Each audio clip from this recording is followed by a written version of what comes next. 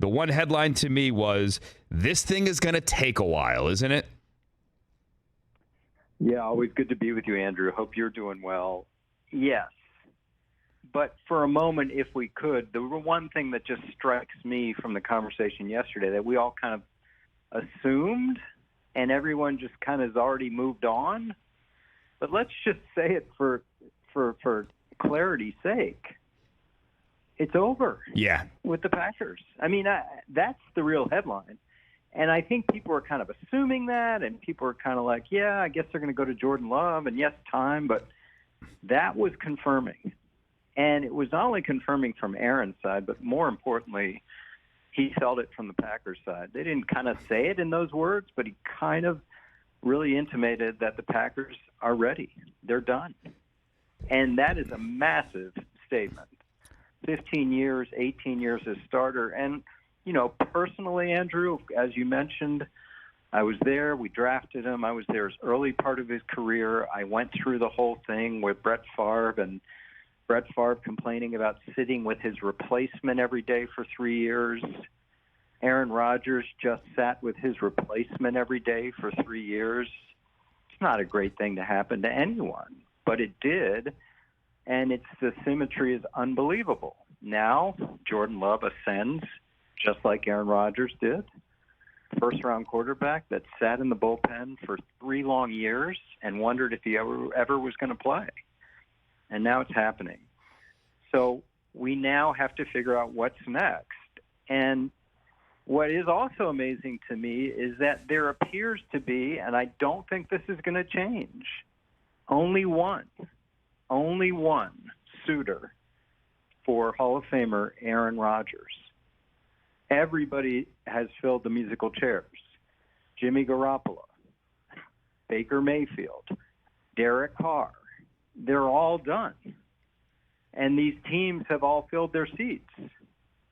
So we've got a negotiation where the Packers only have one suitor and the Jets, it seems, only have one target.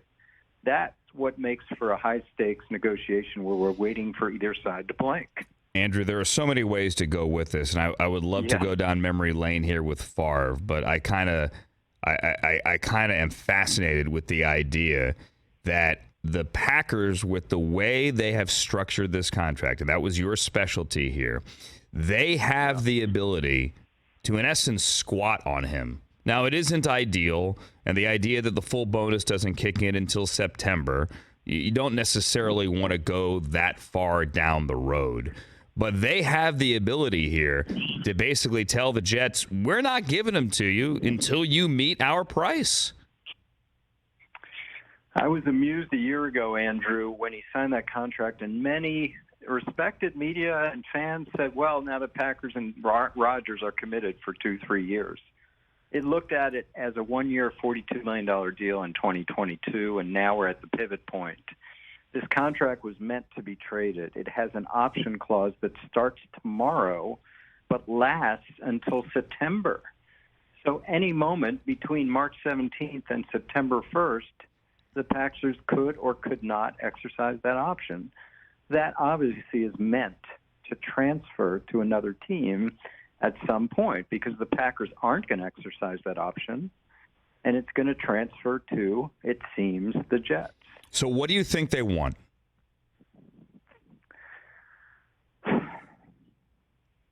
First-round pick. Think they're going to get it? I think they're going to wait. Now, if they were satisfied with the trade compensation, this deal would be done. Obviously, it's not. Do I think they're going to get it? That's a tough one. I think they're going to get more than what's been offered because leverage in any negotiation is determined by status quo. The party that is most comfortable with the status quo has the most leverage. The Packers have a starting quarterback. The Packers have Aaron's cap on their roster. The cap only goes up, not down, when they trade him. The Jets have no starting quarterback with no other options. So, and the Jets went and kissed the ring in Malibu, California, with all their brass. So it seems to me the Jets have a much more urgent need to do this. And it's like I said, it's a high-stakes game of negotiations. I am not, and all these, people asking me on my tweets on social media, I am not suggesting this goes on for months. I'm not suggesting this goes on after the draft. I am suggesting we're not going to see a trade anytime very soon. Ballpark, a week to 2 weeks, but every hour, every day, as you know so well, we have a frothing Jets nation wondering when this is happening, and I think that increases some pressure on the Jets. So I think the Packers will get more than they're asking for now, and then it becomes a question of whether they continue to hold out for what I think is a first-round pick. But maybe there's a compromise. Maybe it's a first round in 24. Maybe it's a conditional first, depending on how Aaron plays. All those kind of things can be in this as well. Catch the Rich Eisen Show every single day on the Roku channel, 12 to 3 Eastern, for free.